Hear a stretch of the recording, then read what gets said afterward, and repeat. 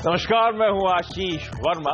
Morning call में आपका स्वागत है। सबसे पहले इस वक्त की हेडलाइंस। कच्चे तेल में गहराई गिरावट, बाजार खुलते ही ब्रेंट $28 के नीचे फिसला। ईरान से आर्थिक पाबंदी हटने का कच्चे तेल पर असर। क्रूड में गिरावट से फिसले एशियाई बाजार। यूएस का डाउ जोन्स 15 महीने के निचले स्तर पर। यूरोपीय मार्केट्स करीब 2.5% नीचे। एशियाई बाजारों पर भी दबाव। आईटी कंपनियां विप्रो और माइंडट्री के तिमाही नतीजे आज। Asian paints, Kotak Mahindra bank भी पेश करेगा आज नतीजे। क्या है अनुमान, बताएंगे शो में आगे। हर कदम लेंगे इस डायरेक्शन में कि जो न केवल इंडियन यूनिट्स यहां रजिस्टर करें बल्कि सिंगापुर की यूनिट्स हिंदुस्तान में आए। सरकार बजट में कर सकती है स्टार्टअप्स के लिए और ऐलान। खास मुलाकात में डीआईपीपी सेक्रेटरी अमिताभ कांत ने कहा, 1 साल में बदलेगी स्टार्टअप की दुनिया। और आज फिर खुलेगी सरकार की सॉवरेन गोल्ड बॉन्ड स्कीम। 22 जनवरी तक पैसे लगाने का मौका। घरेलू निवेशकों को मिलेगा 3.25% ब्याज। हेडलाइन में हमने हाईलाइट किया था, ग्लोबल मार्केट शुक्रवार को बहुत तगड़ी पिटाई होती हुई नजर आई अमेरिका यूरोप की, लेकिन आज एशिया भी फिर से नरमी के साथ कामकाज।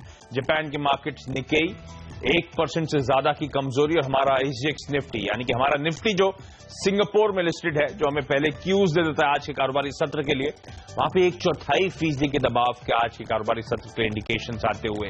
दरअसल दबाव की बड़ी वजह है एशिया में जो नरमी है। सबसे पहले तो कच्चा तेल आपकी स्क्रीन पर आना चाहिए। तगड़ी पिटाई होती हुई शुक्रवार को 5% से ज्यादा का दबाव और आज फिर यहां पे 2% के आसपास की कमजोरी देखने को मिल रही है। और ये इसीलिए क्योंकि ईरान का जो क्रूड है वो शायद जल्द ही मार्केट्स को हिट करेगा। वो सैंक्शंस जो है ईरान पर हटा दिए गए रविवार को। आगे इन सब पे डिटेल पे बातचीत होगी, लेकिन सबसे पहले सिंधी से आवाज के मार्केट एडिटर अनिल सिंघवी का मानना है कि भारतीय बाजारों में आज उतार चढ़ाव या वॉलेटिलिटी देखने को मिलेगी, अस्थिरता देखने को मिलेगी। तो ऐसे में क्या रणनीति हो, ये मैं आगे अनिल से जानूंगा। लेकिन आज जो एसजीएक्स निफ्टी दबाव थोड़ा सा दिखा रहा है, एशिया में कमजोरी है, नरमी है और अक्रॉस द ग्लोब हमने शुक्रवार को बड़ा कमजोर सेशन होता हुआ देखा है। मेरे साथ मेरे सहयोगी डिम्पी कालरा जुड़ चुके हैं। डिम्पी हाय, गुड मॉर्निंग। Good morning. फिर मूड बिगाड़ दिया, हफ्ते की शुरुआत फिर कमजोर है, क्या दिक्कत है? अब वही दिक्कत अभी भी है, वो एक्सटेंशन ऑफ अ दिक्कत हो रहा है, इसके अलावा और कुछ नहीं है। क्योंकि आप कच्चे तेल के से आप बता रहे हैं, बात की है ईरान की जो है सप्लाई बढ़ेगी, उससे क्रूड और भी टूटेगा। आप देखिए शुरुआत में 2-3% का क्रूड के अंदर जो इम्पैक्ट आ रहा है, ये अपने आप में कंसर्न लेके आ रहा है। अमेरिकन मार्केट्स की अगर आप बात करें सबसे पहले शुरुआत में ही, तो इंपॉर्टेंट चीज ये है कि कच्चे तेल का इम्पैक्ट तो है ही है, लेकिन रिटेल सेल्स, आईआईपी के आंकड़े खराब आना, ये सब के सब इंडिकेट करता है कि यहाँ पे कहीं ना कहीं प्रॉब्लम जरूर है। अगर आप देखें तो यूएस मार्केट्स के अंदर अक्रॉस द बोर्ड हमने पूरी तरह से सेलिंग आती हुई देखी। कोई भी ऐसा सेक्टर नहीं था जहां पे ये कहें कि हाँ इसने बाजार को काफी तक संभालने की कोशिश की हो। इसके अलावा अगर आप देखें तो ब्रेंट क्रूड के अंदर जिससे का लेवल देखने को मिल रहा है, और जो रिपोर्ट्स थोड़े दिनों पहले हमने आते हुए देखी है $20, $25, $15 तक की आती हुई, तो ज्यादातर एक्सपर्ट्स अब इस चीज पे ट्रस्ट करने लगे हैं। जिस तरह से फ्री फॉल होने लगा है कि हो सकता है ईरान की सप्लाई के बाद कच्चा तेल $20 तक आ ही जाए, जिसको लेकर रिपोर्ट्स बात कर रही थी। इसके अलावा आज आपको संकेत नहीं मिलेंगे शाम को, क्योंकि आज यूएस मार्केट बंद होगा।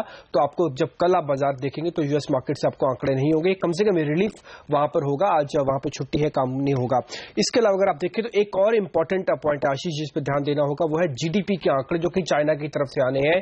और उससे पहले जो स्टेटमेंट्स आ रही है वो कम से कम काफी रोबस्टिक है चाइनीज लीडर्स की तरफ से, कि उनको उम्मीद है कि जीडीपी कम से कम 7% के आसपास रहेगी और उसमें सर्विस सेक्टर की ग्रोथ काफी अच्छी आती होगी। तो ये बहुत इंपॉर्टेंट पॉइंट होगा जो इस समय देखना होगा कि आगे चल के आंकड़े कैसे आते हैं। इसके अलावा कच्चा तेल, चाइना, ये सभी जो फैक्टर्स हैं एज इट इज बने हुए हैं। ओके, और इस बीच चाइना के मार्केट की शुरुआत होती हुई और फिर से 2% के आसपास की कमजोरी के साथ इस हफ्ते की भी उस मार्केट ने शुरुआत करी। तो दबाव कंटिन्यू होता हुआ यूएस में, इसीलिए जो डिम्पी हाईलाइट कर रहे थे, डाउ ऑलमोस्ट 400 अंक शुक्रवार को टूट गया था। तो एक तो लॉन्ग वीकेंड, जैसे आज वो मार्टिन लूथर किंग जूनियर के चलते मार्केट हॉलिडे है, तो लॉन्ग वीकेंड से पहले लोगों ने पोजीशंस काटी होंगी। वैसे भी वहां पे ऑप्शंस या फिर वायदा की एक्सपायरी का दिन था शुक्रवार को, तो उसके चलते भी थोड़ी सी वोलेटिलिटी या अस्थिरता बढ़ी है। अर्निंग्स वहां पे भी शुरुआत हो गई है थोड़ी सी कमजोरी के साथ, तो कई सारे फैक्टर्स हैं जो इस समय फिर वो माइंडसेट पे प्ले कर रहे हैं। Global slow down, US slow down, ये सब फैक्टर्स ज्यादा इंपॉर्टेंट इस समय होते हुए। लेकिन शुक्रवार को हमारा जो सेशन हुआ था, आपको याद होगा, उसमें भी कमजोरी थी। दिन भर एक फ्लैट लाइन के आसपास कंसोलिडेशन हो रहा था बाजार में, लेकिन अचानक दोपहर 2 बजे के आसपास तगड़ा सेलिंग का प्रेशर आया। दिन के लोज पे जाके इंडियन मार्केट्स क्लोज हुए। निफ्टी में 100 अंक, सेंसेक्स में 300 अंक से ज्यादा का दबाव, 1.25% के आसपास ये दोनों बेंचमार्क्स कमजोर हुए।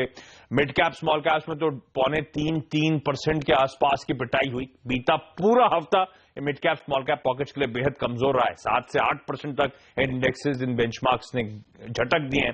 बैंक्स फ्राइडे को फिर से कमजोरी को लीड कर रहा था, 2.5% से ज्यादा के दबाव देखने को मिला है। और फ्राइडे को एफआईएस ने फिर से भारतीय बाजारों में 1124 करोड़ रुपए के आसपास की बिकवाली करी है। लेकिन आज के लिए क्या संकेत है, कैसे हम ट्रेड करें आज?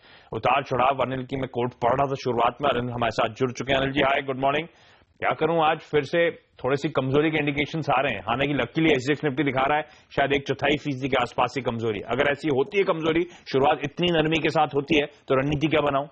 आशीष, थोड़ा सा मुश्किल भरा दिन है ट्रेड के लिहाज से, इसलिए मैंने क्लियर कट रणनीति नहीं दी कि खरीदारी करें या बिकवाली करें। और उसकी वजह यह कि जहां तक ग्लोबल मार्केट का सवाल है, कमजोर काफी है, लेकिन हमारे डेटा उतने खराब नहीं दिख रहे हैं, क्योंकि एफआईएस ने भले ही 1125 करोड़ की बिकवाली की है कैश मार्केट में, लेकिन वायदा कारोबार में अच्छी खरीदारी होती हुई दिखी है। लेकिन क्लोजिंग हफ्ते की जिस तरह से हुई है 52 हफ्तों के निचले स्तर पर, वो थोड़ी सी चिंता की बात है। तो सेंटीमेंट सुधरने में वक्त लगेगा। इस वक्त ग्लोबल तस्वीर ऐसी तो है नहीं कि सेंटीमेंट सुधरे, तो ऐसे में थोड़ा सा वेट एंड वॉच वाली सिचुएशन रखनी चाहिए।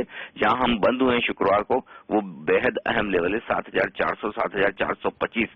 ये पहला सपोर्ट अब निफ्टी पर है, जहां जिस पर नजर होनी चाहिए। अगर यहां पर सपोर्ट ले बाजार, तो थोड़ी बहुत आपको शॉर्ट कवरिंग, थोड़ी खरीदारी आती हुई दिख सकती है। अदरवाइज जो वायदा कारोबार में पोजीशन बनी है, अब अगला अहम सपोर्ट, जो कि पहले 7500 था, अब अगला अहम सपोर्ट होगा 7300 का, जहां पर हाईएस्ट ओपन इंटरेस्ट शिफ्ट होता हुआ दिखा है। अब तेजी का मूड आपको तभी बनाना चाहिए, यूं कहूं कि मंदी की पोजीशन तभी काटनी चाहिए जब 7550 के पार निकलकर निफ्टी टिके। तो अब मिड कैप और स्मॉल कैप शेयरों में थोड़ा और ज्यादा सावधान रहने की जरूरत है, क्योंकि वहां पर रिकवरी में थोड़ा वक्त लग सकता है। अगर बाजार मजबूत हुए तो भी पहले खरीदारी दिग्गज शेयरों में ही लौटेगी, तो थोड़ा सा वहां सावधानी रखें ट्रेडर्स, और थोड़ी पोजीशन कम रखें तो अच्छा होगा। ओके, तो पोजीशंस हल्की रखें, वेट एंड वॉच का मार्केट है। जो अनिल ने लेवल सुझाए वो एक बार फिर से आगे मैं रिविजिट करूंगा। बाजार पे एक और एक्सपर्ट की राय लेकर आऊं, उससे पहले आज का इवेंट्स कैलेंडर देख लीजिए, यानी कि कहां हमारी और आपकी नजर रहनी चाहिए। सबसे पहले तो माइंडट्री, इस कंपनी के आज बोर्ड की बैठक है, जहां पे बोनस पे विचार होने वाला है, नतीजे भी आने वाले हैं, रिजल्ट के चलते भी ये स्टॉक फोकस में रहेगा। पीपावाव डिफेंस सीडीआर से बाहर होने और साथ साथ क्यूआईपी से पैसे जुटाने पर इस कंपनी के बोर्ड की बैठक है आज। सॉवरेन गोल्ड बॉन्ड स्कीम आज से खुलेगी, 22 जनवरी तक पैसे लगाने का मौका होगा। साथ में Asian paints, Kotak Mahindra bank, Wipro, Mindtree जिसे मैं हाईलाइट कर चुका हूं, और रैलिस इंडिया, ये वो तमाम इंपॉर्टेंट रिजल्ट्स हैं जो बाजार जिन पर फोकस करना चाहेगा। लेकिन चलिए, एज प्रॉमिस, निफ्टी पे एक और एक्सपर्ट हमारे साथ जुड़ चुके हैं, मैक्स ग्रोथ कैपिटल के आशुतोष सरना। आशुतोष जी हाय, गुड मॉर्निंग। नरमी के संकेत तो आ रहे हैं, लेकिन बहुत तगड़ी पटाई हो चुकी है। क्या कुछ ओवरसोल्ड जोन में जा चुके हैं, कुछ रिलीफ देखने को मिलेगा, या अभी भी मौके ढूंढूं बिकवाली करने के मार्केट्स में? Very good morning Ashish ji. जी बिल्कुल, ओवरसोल्ड तो था 7550 के आसपास, बट वहां पे हमने ब्रेकआउट देखा डाउनवर्ड साइड पे। तो निफ्टी के डेली चार्ट पे अगर नजर डालें तो 7550 एक ऐसा लेवल है जिसके नीचे निफ्टी ने हमें क्लोज दिया लगातार 2 से 3 ट्रेडिंग सेशन में। तो मुझे लगता है कि यहाँ पे अभी भी on the rise selling he market बनी हुई है, और नेक्स्ट लेवल मुझे लगता है 7300, 7200 यहाँ पे मार्केट जाके एक बार बॉटम आउट होता हुआ नजर आएगा। पर आज की बात करें तो मुझे लगता है 7470 यहाँ पे एक स्टॉप लॉस रख के सेलिंग करनी चाहिए, और नीचे की तरफ 7390, 7340 ये लेवल्स रहेंगे जहां पे एक बार हम अपनी शॉर्ट कवरिंग कर सकते हैं। ओके, तो बिकवाली के मौके ढूंढें, लेकिन इवेंचुअली जो टारगेट्स हैं शायद इसके और नीचे मार्केट से निफ्टी जाता हुआ नजर आए। लेकिन आशुतोष जी, कोई स्टॉक्स आपने आइडेंटिफाई करें आज के लिए? जी बिल्कुल, ऑन द राइज सेलिंग में ही स्टॉक्स रहेंगे। तो उसमें एक Reliance infra sell on rise करेंगे, स्टॉप लॉस रहेगा 510, टारगेट रहेगा 470 का। सेकंड स्टॉक मुझे लगता है इन्फोसिस, यहाँ पे एक रेजिस्टेंस देखने को मिला है 1160 पे, और नीचे की तरफ मुझे लगता है ये भी सेल करके चलना चाहिए, और नीचे की तरफ 1110 का टारगेट आ सकता है। ओके, किसी भी उछाल में निफ्टी में बिकवाली करने के मौके ढूंढे, रिलायंस इंफ्रा और इन्फोसिस उन दो स्ट्रॉन्ग पिलर्स में से एक था। आपको याद होगा, रिलायंस इंडस्ट्रीज और इन्फोसिस दोनों दिग्गज, दोनों हेवीवेट्स ऑफ लेट मार्केट को सपोर्ट कर रहे थे, लेकिन अब शायद यहां पे बिकवाली हावी हो या फिर मुनाफा वसूली का दबाव कह लीजिए, नंबर्स के बाद जो उछाल देखने को मिला है शायद आए। ये तो दो ट्रेडिंग आइडियाज थे, लेकिन डिम्पी मेरे साथ बने हुए, डिम्पी ने भी कुछ एक्सपर्ट से बातचीत करी। डिम्पी, आज के ट्रेडिंग आइडियाज? आज के तीनों की ट्रेड सेल के ही है, और पहला काउंटर है सेंचुरी टेक्सटाइल, जो कि हमारे को मिला मनोज सुदेवा की तरफ से। वो कह रहे हैं इसको बिकवाली करके चले, ये सौदा करीब आपको 1 से 2 दिन रखना पड़ सकता है, और इसमें 490 तक का टारगेट दिया जा रहा है, 520 का एक स्टॉप लॉस है। इसके अलावा बायकॉन को भी बेचने की रिकमेंडेशन सामने निकल के है। ये इंट्राडे का सौदा है, सिर्फ आज के लिए होगा। इसमें जो लक्ष्य है टारगेट 494 का है, और स्टॉप लॉस आपको 506 रुपए का रखना है। इसके अलावा एक और रिकमेंडेशन आई है भारत फोर्ज को लेकर, इसमें भी आप शॉर्ट कर सकते हैं, बिकवाली कर सकते हैं, और इसमें जो टारगेट दिया गया है वो करीब 735 रुपए का है, और आपको जो स्टॉप लॉस इसमें रखना है वो 830 रुपए का है। डेरिवेटिव के अंदर इसमें अनवाइंडिंग पोजीशंस बनी है, और ये सौदा करीब 1 से 2 दिन के लिए रखना होगा आपको। तो अक्रॉस द बोर्ड तमाम स्टॉक स्पेसिफिक आइडियाज जो हैं सब बिकवाली करने की सलाह। रिलायंस इंफ्रा, इन्फोसिस, सेंचुरी टेक्सटाइल्स, बायोकॉन, भारत फोर्ज, इन सब में बिकवाली करने के मौके मिल सकते हैं आज। लेवल जो हमारे तमाम एक्सपर्ट्स हो जा रहे हैं आपकी स्क्रीन पर चलते रहेंगे, लेकिन चलिए टेक्निकल से आप मूव करते हैं खबरों की तरफ, और आज वो कौन से टॉप 5 शेयर्स हैं जो फोकस में रहेंगे, जानते हैं अपने सहयोगी हेमंत गई से। हेमंत, हाय, गुड मॉर्निंग। कौन से स्टॉक्स हैं आज आपके रडार पर? मॉर्निंग आशीष, रडार पर रहेंगे कच्चे तेल से इंपैक्ट होने वाले शेयर। ओएनजीसी केन में आज दबाव देखने को मिल सकता है, जिस तरह से हम सब जानते हैं कि ईरान में जो दबाव देखने को मिला है, ईरान का जो ऑयल मार्केट में आया, और देखिए ईरान के जो डिप्टी ऑयल मिनिस्टर हैं वो ये कह रहे हैं कि 5 लाख बैरल पर डे का और क्रूड वो बाजार में इस समय भेजेंगे। इसका मतलब यह है कि यहां पर और प्रेशर देखने को मिल सकता है। केन इंडिया, ओएनजीसी, ऑयल इंडिया, ये तमाम ऐसी कंपनियां हैं जिनके शेयर आज दबाव में रहेंगे। साथ ही ईरान का ही अगर आप फैक्टर को और प्ले करें तो चेन्नई पेट्रो, ये एक ऐसा स्टॉक है जिसमें ईरान की सरकार दरअसल हिस्सेदारी ओन करती है, और चर्चा यही है कि वो हिस्सेदारी यहां पर और बढ़ाते हुए नजर आएंगे, सैंक्शंस क्योंकि हट चुके हैं, तो इसके लिए एक पॉजिटिव खबर। और अबान ऑफशोर जैसी कंपनियां जो वहां पर रिग सप्लाई करने का काम करती हैं, जो ड्रिलिंग के लिए यूज होते हैं, इनके लिए अब ज्यादा काम होते हुए नजर आएंगे। तो ये 2 कंपनियां हैं, चेन्नई पेट्रो और अबान ऑफशोर, जिनके लिए एक अच्छी खबर भी है सैंक्शंस हटना। साथ ही मनपसंद बेवरेजेस, इन्होंने जर्मन की एक होलसेल कंपनी है मेट्रो कैश एंड कैरी, इसके साथ करार किया है, तो इनके जो प्रोडक्ट्स हैं वो अब जर्मनी में बिकते हुए दिखेंगे। इसके लिए एक सेंटीमेंट के लिहाज से पॉजिटिव खबर। इसके अलावा बाजार बंद होने के बाद जो नतीजे आए हैं शुक्रवार के बाद, जो उनके ऊपर भी नजर रखिए। एलआईसी हाउसिंग फाइनेंस अच्छे नंबर्स इन्होंने पेश किए हैं। कर्नाटका बैंक कमजोर नंबर्स पेश किए, हालांकि एसेट क्वालिटी में थोड़ा सा दबाव ग्रॉस एनपीए के लेवल पर देखने को मिला है बाजार को, लेकिन इसका अनुमान भी था। तो ध्यान रखिएगा, काफी पिट चुका है। जनवरी महीने में करीब 22% तक की गिरावट देखी जा चुकी है, लेकिन नंबर्स तो कमजोर ही हैं। साथ ही ओबरॉय रियल्टी के काफी अच्छे नंबर्स आए, और हम आपको याद है शुक्रवार को कह भी रहे थे कि इसके नंबर काफी अच्छे आएंगे। 79 करोड़ से बढ़कर मुनाफा 209 करोड़ रुपए हो गया है, तो अच्छे नंबर्स ओबरॉय रियल्टी ने पेश किए हैं। ओके, तो ये तमाम वो स्टॉक्स हैं जो खबरों की वजह से आज स्क्रीन पर शायद एक्शन दिखाएं, इन स्टॉक्स को अपने रडार पर रखें। लेकिन अब बात कर लेते हैं आज आने वाले तिमाही नतीजों की।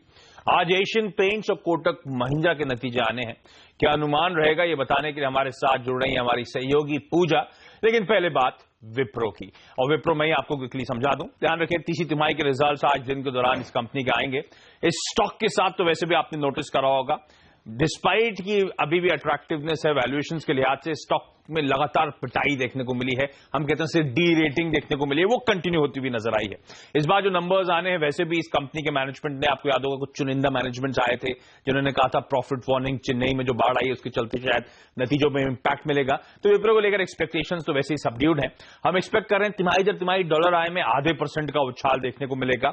कांस्टेंट करेंसी में, यानी कि अगर करेंसी स्थिर होती तो शायद 1 से 1.25% के आसपास का डॉलर में ग्रोथ देखने को मिलेगी, डॉलर रेवेन्यू में। ये जो गाइडेंस दिया था कंपनी ने 0.5 से 2.5% का इस क्वार्टर का, उसके लोअर एंड के आसपास ही इस बार ग्रोथ ही कंपनी क्लॉक करेगी। मार्जिन्स में 80 बेसिस पॉइंट्स के आसपास का दबाव होगा, और जहां तक अगले क्वार्टर Q4 के गाइडेंस की बात है, थोड़ा सा डिवाइडेड है स्ट्रीट, हमेशा की तरह। एक तबका मान रहा है 1.5 से 3.5% के आसपास तिमाही दर तिमाही ग्रोथ की मैनेजमेंट बात करेगा, एक कह रहा है 2 से 4%। तो वो देखना होगा अगले क्वार्टर का गाइडेंस कहां पे होगा। विप्रो के लिए ध्यान रखें, जो H2 होता है, साल की दूसरी छमाही होती है, वो स्ट्रांगर होती है वनस्पत पहली छमाही के। अदरवाइज बाकी आईटी कंपनीज में बिल्कुल इसका उल्टा होता है। तो गाइडेंस पे सबकी नजर रहने वाली है। लेकिन चलिए, ये तो विप्रो के रिजल्ट्स की बात है, एक्सपेक्टेशंस की बात है। पूजा मेरे साथ बनी हुई है एशियन पेंट्स के नतीजों को लेकर। पूजा, सबसे पहले तो बताएं क्या अनुमान है, क्या एक्सपेक्टेड है? जी, एशियन पेंट्स के नतीजों की अगर बात करें तो अच्छे नतीजे देखने की उम्मीद है। क्रूड ऑयल में जो लगातार गिरावट हो रही है उसका काफी ज्यादा फायदा कंपनी को मिलेगा। तो एबिटा में हमारा अनुमान है कि 17% की ग्रोथ देखने को मिल सकती है। इसके अलावा वॉल्यूम्स को वेडिंग सीजन और जो फेस्टिव सीजन में जो देरी हुई थी उसका भी काफी ज्यादा फायदा मिलेगा। 9 से 11% की ग्रोथ देखने की उम्मीद हम कर रहे हैं। डेकोरेटिव बिजनेस के वॉल्यूम्स में 5 से 6% की इस क्वार्टर में बढ़त देखने की उम्मीद है। इंटरनेशनल कारोबार है, वहां पर एक मिला जुला प्रदर्शन देखने को मिल सकता है, लेकिन हमारा अनुमान है कि 11% के वॉल्यूम्स में बढ़त यहां पर भी देखने को मिल सकती है। इसके अलावा इनपुट कॉस्ट में, कि जैसा कि हमने बताया कि क्रूड ऑयल में जो कमी हो रही है उसका फायदा यहां पर कंपनी को मिलेगा। तो उस मुनाफे में हमारा अनुमान है कि करीब 22% की ग्रोथ देखने को मिल सकती है। तो एशियन पेंट से अच्छे नतीजों की उम्मीद हम कर रहे हैं। पूजा, आप तो कोटक महिंद्रा बैंक को क्लोजली ट्रैक करती हैं, वहां पे क्या एक्सपेक्टेशंस हैं? क्योंकि इस बार फिर से कह रहे हैं एनपीएस तमाम बैंक से बढ़ेंगे। का कोटक भी उसी श्रेणी में है या कुछ अलग होने वाला है? कोटक और मर्जर के बाद जो कोटक और आईएनजी है, ये दोनों ही बैंकों का जो फोकस रहा है वो हमेशा से ही रिटेल की तरफ ज्यादा रहा है। तो बैड लोन्स की समस्या यहाँ पर ज्यादा देखने को नहीं मिली। और इस बार भी हमारा अनुमान है कि जो एसेट ग्रॉस एनपीएल रहेंगे बैंक के, वो मैनेजेबल ही रहेंगे, 2% के आसपास देखने को मिल सकते हैं।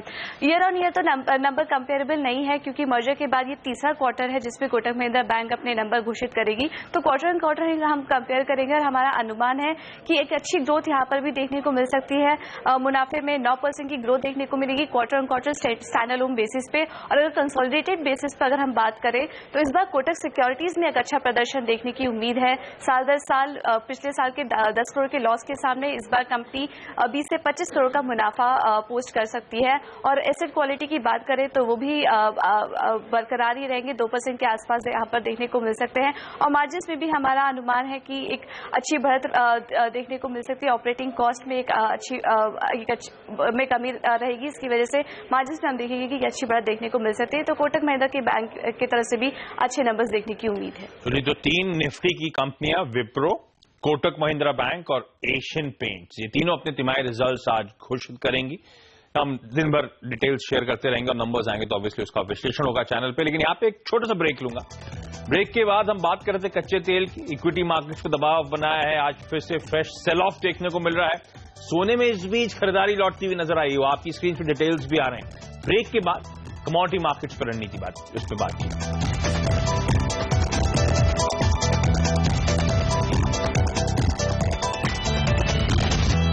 ब्रेक के बाद आपका स्वागत है और अब बात कमोडिटी और करेंसी मार्केट्स की। ईरान के एक्सपोर्ट में बढ़त की आशंका और चीन के बाजार में दबाव आने की वजह से क्रूड में गिरावट आई है। नामेक्स और ब्रेंट $29 के नीचे पहुंच गए हैं। वही डॉलर में गिरावट की वजह से सोने में तेजी देखने को मिली है। कॉमिक्स प्रभाव $1090 के करीब है। कमोडिटी और करेंसी मार्केट्स पे आज क्या स्ट्रैटेजी हुई, इस पे बात करने के लिए हमारे साथ एसएमसी ग्रुप ऑफ कंपनीज के रवि सिंह जी जुड़ रहे हैं। रवि जी, फ्राइडे को 5-5.5% का दबाव और आज भी शुरुआती एशियाई कामकाज में अच्छी खासी कमजोरी के साथ कच्चे तेल में कामकाज। ये ईरान का क्रूड कब तक हिट होने के एक्सपेक्टेशंस हैं सर, और ये कितना और दबाव बनाने वाले हैं? रणनीति क्या हो आज के लिए? देखिए, इसके हिट होने से भी या फिर अगर इसके हिट ना देखें तो थोड़ा सा डिले होगा, लेकिन ये है कि ओवरऑल डाउन साइड ही रहेगा और एक बार $25 तक का रेट देखने को मिल सकता है। इंडिया में बात करें तो एक बार मुझे लगता है रूपी के फैक्टर के बाद थोड़ा सा एक संभल सकता है प्राइस यहाँ पर, लेकिन बट फिर भी एक बार 1850 तक के प्राइस आपको देखने को मिल सकते हैं। ओके, तो कंटिन्यू रहेगा प्रेशर। लेकिन सोना सर $1090 वापस खरीदारी आती हुई, क्या करना चाहिए इसमें? एक तो हालांकि डॉलर एक फैक्टर है, दूसरा इक्विटीज की ग्लोबली पिटाई हो रही है तो कुछ फायदा जरूर मिल रहा होगा। क्या खरीदारी कर लूं इसमें? देखिए थोड़ा सा जरूर ग्लोबली सपोर्ट मिल सकता है, लेकिन but investment point of view से सोने से थोड़ा सा दूर रहना चाहिए। 26,250 आज अगर मिलता है तो उस रेट पे सेल करके चले, रिस्क और रेशियो अच्छा होगा। 25,900 तक के रेट आपको देखने को मिल सकता है। आप साइड में स्टॉप लॉस देखें तो 26,350 का एक स्टॉप लॉस लेना चाहिए। ओके, चलिए रवि जी, बहुत बहुत धन्यवाद आपका। तो दोनों जो रणनीति है सोने की और कच्चे तेल की आपकी स्क्रीन पर आएंगी, प्लीज नोट डाउन कर लें। और यहाँ पे एक छोटा सा ब्रेक लेंगे, ब्रेक के बाद बताएंगे स्टार्टअप्स के लिए सरकार की तरफ से जो अच्छी खबरें आ रही हैं।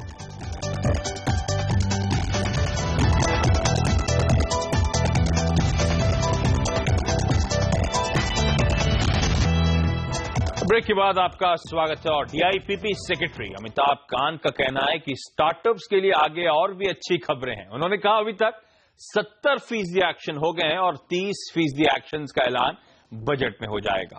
सीएनबीसी आवाज के साथ एक्सक्लूसिव बातचीत में उन्होंने कहा कि सरकार 1 साल के भीतर कई ठोस कदम उठाएगी। सुनिए।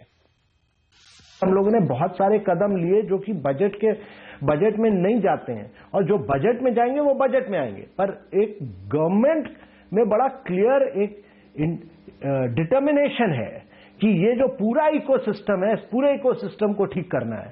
और कल जो आपने बिल्कुल सही कहा कि कल हमने 10 में से 70% हमने पास किया है, 30% हम बजट और अगले 1 वर्ष के अंदर पास कर देंगे सब कुछ, और ये डायरेक्शन बिल्कुल ठीक करेंगे। और इस बीच एक बार एसजीएक्स निफ्टी में नजर डालिए, पूरी कमजोरी खत्म होती हुई अब एकदम फ्लैटिश रुझान के साथ कामकाज करता हुआ। लेकिन चलिए, मॉर्निंग कॉल में इतना ही। वक्त तो चला एक छोटे से ब्रेक का, ब्रेक के बाद 2020।